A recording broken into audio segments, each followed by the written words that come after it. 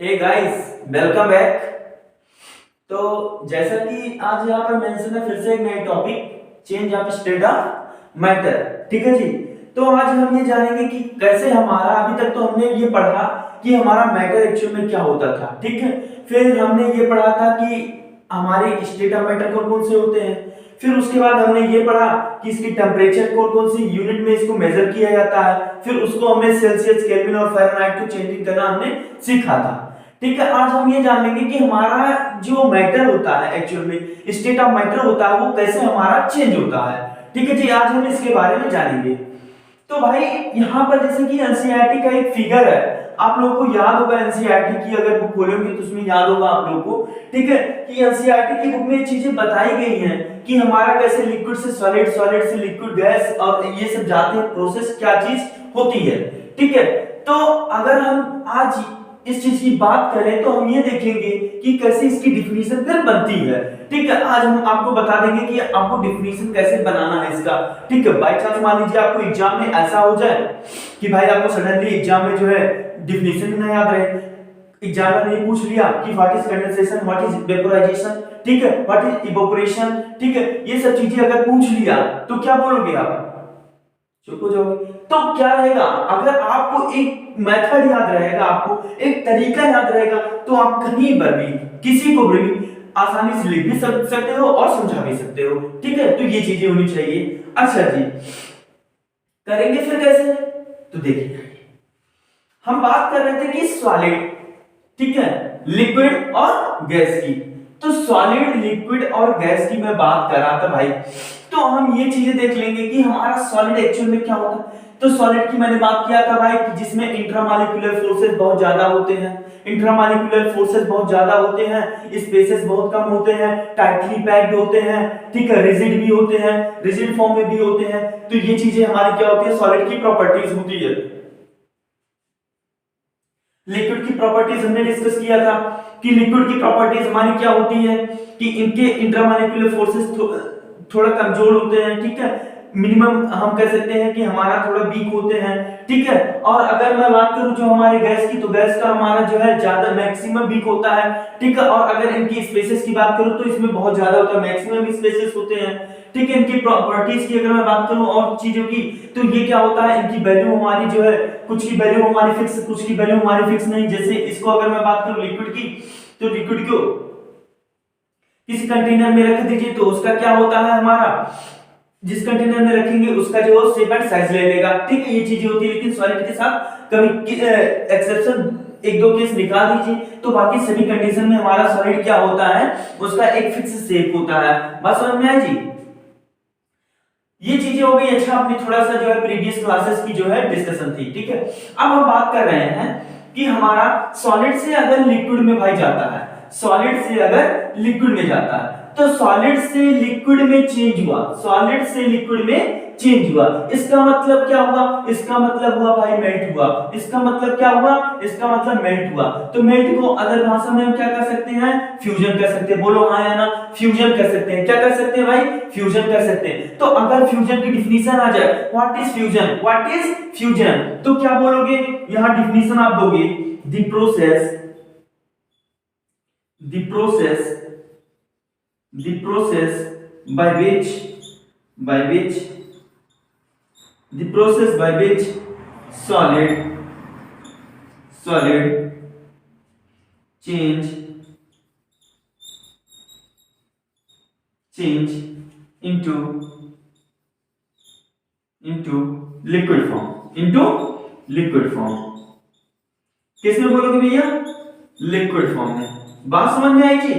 तो the process by which solid change into liquid form. ठीक है। या लिक्विड स्टेट में बोल सकते हो।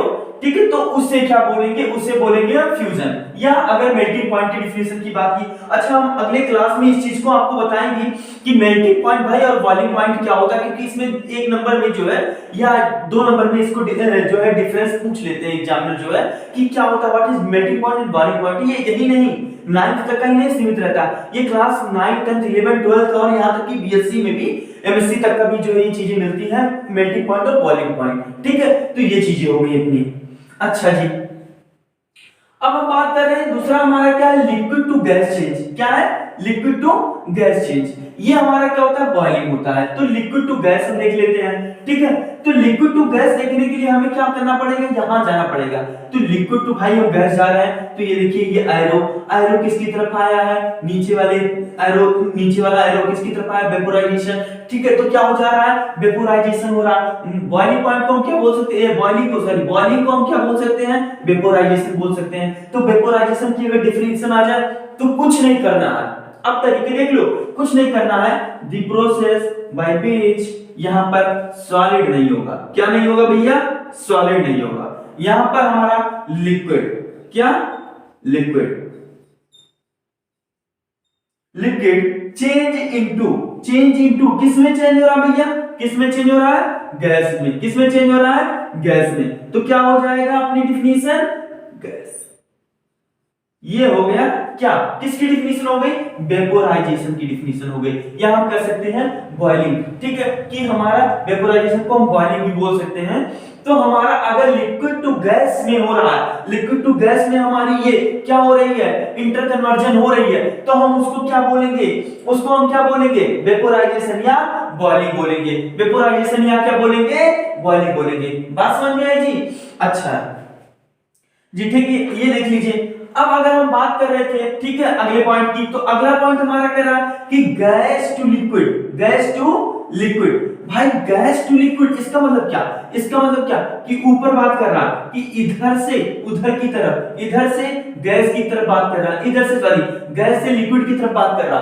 तो अगर गैस से लिक्विड की तरफ बात कर रहा है, इसका मतलब क्या, इसका मतलब हमारा कि कंडेंसेशन की बात कर रहा है। किस चीज की बात कर रहा है, कंडेंसेशन की। अच्छा आप लोगों ने देखा होगा क्या भाई, कि जैसे अगर मैं कहूं कि जैसे एक गिलास पानी है, ठीक है, सपोज दैट यार, ये वैसे तो हमारा जो है इंक है, ठीक है, लेकिन मैं सपोज करता हूं, ठीक है। तो ये हम करते हैं कि हमारा ये एक गिलास वाटर है, ठीक है। अब इसको हम क्या करते हैं, एक टब में डालते हैं, ठीक है। एक टब में डालने के बाद हम ये देखते हैं, ठीक है, अब उसको हम फ्लेम पे चढ़ा देते हैं और उसमें एक थर्मामीटर जो है हम डाल देते हैं, ठीक है, डाल के रखते हैं। तो हम ये देखेंगे कि उसमें हमारा जो है पहले वो इवोपरेट होना शुरू हो जाएगा, पहले गर्म होगा। अब जब इसको हम ये चीजें जो है हम आपको लेटेंट हीट ऑफ फ्यूजन में, लेटेंट हीट ऑफ वेपोराइजेशन में चीजें बताएंगे कि कैसे हमारा ये एक्चुअल में जो हमारा टेम्परेचर चेंज नहीं होता है। कब तक नहीं चेंज होता है, जब तक वो कि तो इवोपरेशन में ना हो जाए। या फिर अगर हम बात करें जो है हमारा फ्यूजन की बात करें, तो फ्यूजन में हमारा क्या होगा कि ये चीजें जैसे बर्फ की सिल्लियां वगैरह होती हैं, कभी-कभी वाटर में बर्फ की सिल्लियां कुछ रह जाती हैं, तो हमारा क्या होता है कि थर्मामीटर अगर लगाए रहते हैं तो हमारा 0 डिग्री सेल्सियस बताता है। उस लेटेंट हीट ऑफ फ्यूजन वगैरह ये सब सीक्रेट है उसका जो है, उसको मैं बताऊंगा अगली क्लास में, ठीक है। लेकिन अभी के लिए बस इतना देखिएगा कि हमारा कंडेंसेशन क्या होता है। तो कंडेंसेशन की अगर मैं बात करूं कि हमारा जैसे पानी बॉयल होने लगा, तो हमारा जब 100 डिग्री सेल्सियस टेंपरेचर पहुंच जाएगा तभी बॉयल होना शुरू हो जाएगा, तभी बॉयल होगा, ठीक है। तो तब बॉयल हुआ, तो बॉयल होकर क्या ऊपर उठने लगा। अच्छा अब हमने क्या किया, गैस का फ्लेम बंद कर दिया। अब भाई हम क्या किए, वो जो इवेपोरेशन निकल रहा था उस पे हमने एक थाली रख दिया या कोई बर्तन रख दिया, ठीक है। अब उस पे जैसे ही हमने कुछ रखा, तैसे ही क्या हुआ कि धीरे धीरे उस पे जाकर उसकी जो है इवेपोरेशन उस पे टकराने लगे, और टकरा कर वो धीरे धीरे ठंडे होने लगे, कूल होने लगे। जैसे ही कूल होते चले गए वैसे वो वाष्पित होते चले गए। अब वाष्पित होते चले गए, इसका मतलब क्या, वाष्पित होते चले गए मतलब क्या, ठंडे होते चले गए। अब भाई ठंडे होते अगर चले गए तो हमारा क्या हो गया, वो लिक्विड फॉर्म में फिर से बन गया। अच्छा एक्चुअल में एक चीज देख लो, एक फैक्ट बता देते हैं आपको कि आपको अगर प्योर वाटर चाहिए, क्या चीज चाहिए आपको, अगर प्योर वाटर चाहिए, आप क्या करो, कुछ नहीं करो, घर में कोई पानी ले आओ, पानी ले आओ, उस पानी को आप क्या करो, इवेपोरेट करना शुरू कर दो, और उसकी अगर आप इकट्ठा कर सकते हो तो उसकी वाष्प को, जो उसका वाष्प होता है, ठीक है, जो वेपोराइजेशन में वेपर होता है, ठीक है, उस वेपर को अगर इकट्ठा कर लेते हो आप, ठीक है, कैसे इकट्ठा कर सकते हो, आप एक बर्तन बना दो, उस बर्तन के थ्रू आप इकट्ठा कर सकते हो, ठीक है, उसको, ठीक है। आप उसको इकट्ठा कर लिए, अब उसको इकट्ठा करके आप उसको पियोगे या आप उसको टेस्ट करोगे तो आपको एकदम फिल्टर वाटर की तरह ही जो है महसूस होगा, ठीक है। ये चीजें हो गई। अच्छा जी, ये तो हमारा कंडेंसेशन और वेपोराइजेशन हो गया, ठीक है, वेपोराइजेशन और कंडेंसेशन हो गया। अच्छा, वेपोराइजेशन को और क्या बोलते हैं? बॉइलिंग। क्या बोलते हैं? बॉइलिंग बोलते हैं, ठीक है। और फिर हमारा फ्यूजन है, तो फ्यूजन को क्या बोलेंगे? मेल्टिंग। अच्छा जी, ये हमारा हो गया। अब ये देख लीजिए कि हमारा लिक्विड करा, लिक्विड टू सॉलिड चेंज। क्या करा भैया? Liquid to solid change.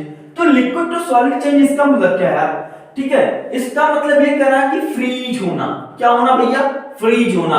मतलब मान लीजिए आपने पानी है, पानी को उठाकर फ्रिज में रख दिया, जो आप लोगों के घरों में अक्सर किया जाता है।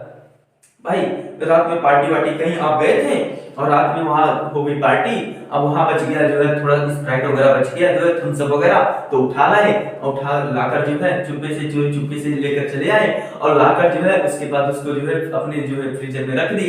अब फ्रीजर में रख दी, सुबह उठे देखे यार ये तो बर्फ जम गया यार, बड़ी अजीब बात हुई। तो उसको केमिस्ट्री की भाषा में अगर बोलना हो तो क्या बोलेंगे? तो केमिस्ट्री की भाषा में बोलना हो तो भाई सॉलिडिफिकेशन बोल सकते हैं, या हम कह सकते हैं कि फ्रीजिंग। ठीक है, बात समझ में आई थी?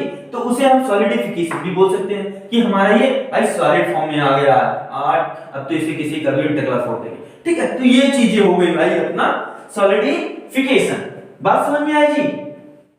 जिसे हम क्या कहते हैं? फ्रीजिंग भी कहते हैं। तो अगर हमें डिफिनीशन देना हो किसी भी चीज का तो हम आसानी से दे ले जाएंगे कि ठीक है, क्या करना है? कुछ नहीं करना है, बस इतना ही करना है आपको, क्या कि दी प्रोसेस बाय विच। अब यहां जो भी रखना हो आपको रखो, जिससे जिससे जिससे जिसमें जिससे जिसमें चेंज हो रहा हो। किससे चेंज हो रहा? लिक्विड से चेंज हो रहा। किसमें? गैस में चेंज हो रहा। तो इस प्रोसेस को क्या बोलेंगे? लिक्विड से। लिक्विड कहां गया? लिक्विड से किसमें चेंज हो रहा है? गैस में चेंज हो रहा है, तो क्या बोले? वेपोराइजेशन बोले।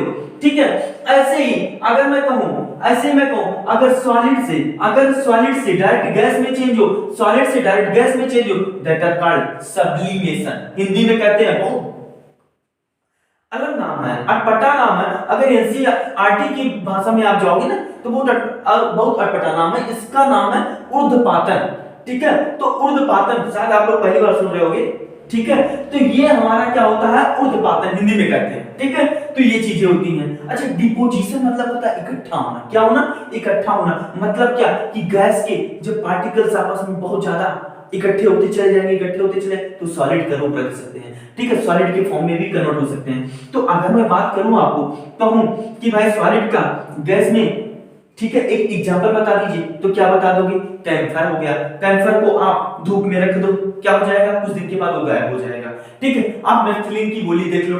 ठीक है, नेफ्थलीन की छोटी छोटी गोलियां आती हैं टॉयलेट्स वगैरह में, बाथरूम वगैरह में यूज करने के लिए। तो उसमें क्या होता है? उसमें आप ये नेफ्थलीन की पैकेट जो है, नेफ्थलीन की पैकेट से ऐसे छोटी छोटी गोलियां होती हैं। ठीक है, उसमें से एक गोली निकाल के जो है आप उसको बाहर रखें तो कुछ दिन के बाद देखोगे वो चीजें गायब हो जाती हैं। ठीक है, तो ये सब चीजें क्या होती हैं? ये सब चीजें हमारे सब्लिमेशन के एग्जांपल होते हैं। ठीक है जी। अच्छा भाई, ये तो अपना हो गया। ठीक है, अब इसको अगर आप चाहे तो नोट कर सकते हैं। ठीक है, और फिर उसके बाद हम आगे बताते हैं।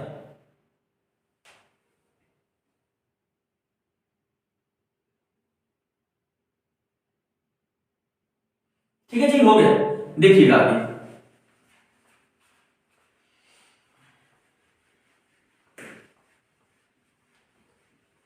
अब हम देखेंगे आगे हमारा ह्यूमिडिटी क्या होता है। क्या होता है ह्यूमिडिटी? जिसे हम हिंदी में क्या कहते हैं? आर्द्रता कहते हैं।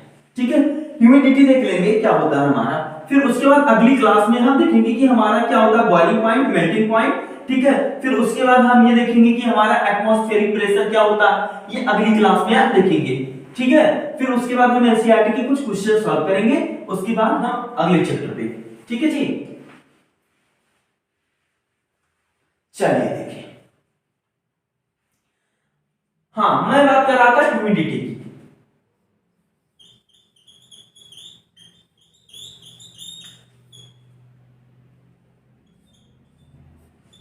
जिसे हिंदी में क्या कहते हैं? आर्द्रता। क्या कहते हैं भैया? आर्द्रता। ठीक है, अच्छा देखिए क्या होता है आर्द्रता।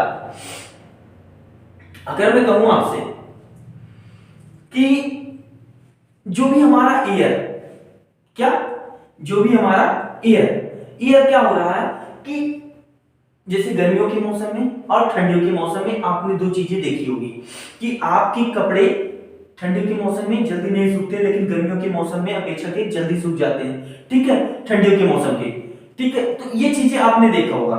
तो भाई ये क्यों होता है? तो ड्यू टू ह्यूमिडिटी की वजह से। अगर मैं कहूं आपसे, अगर मैं कहूं ह्यूमिडिटी क्या होती है, तो आप कह सकते हो the water, the water, the water, the amount of water, क्या बोलोगे? The amount of water, the amount of water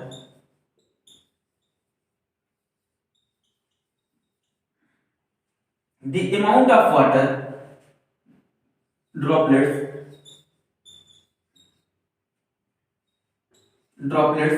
present in atmosphere,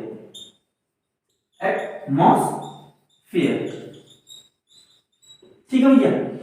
तो ये क्या हो जाएंगी हमारी, ये हमारी हो जाएंगी ह्यूमिडिटी, आर्द्रता। तो अगर मैं बात करूं ये चीजों की कि हमारी आर्द्रता क्या होती है एक्चुअल में, तो आप क्या बोलोगे? आप ये बोलोगे भैया कि ये हमारी क्या हो जाएगी, the amount of water droplet present in atmosphere. बात समझ में आई जी? तो ये चीजें हो जाएंगी, नोट कर लीजिए इतना।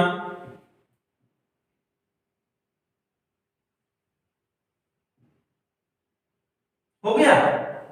देखिएगा आगे।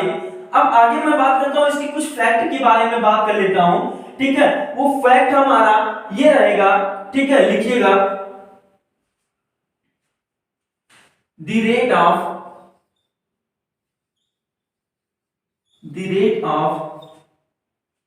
इवैपोरेशन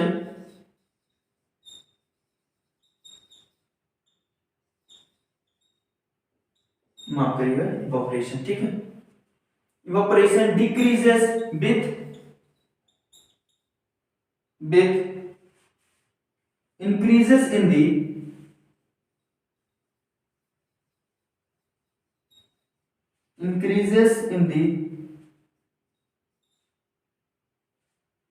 यहां पर, सॉरी, यहां पर आप क्या कर लीजिएगा, डिक्रीजेस लिख लीजिएगा,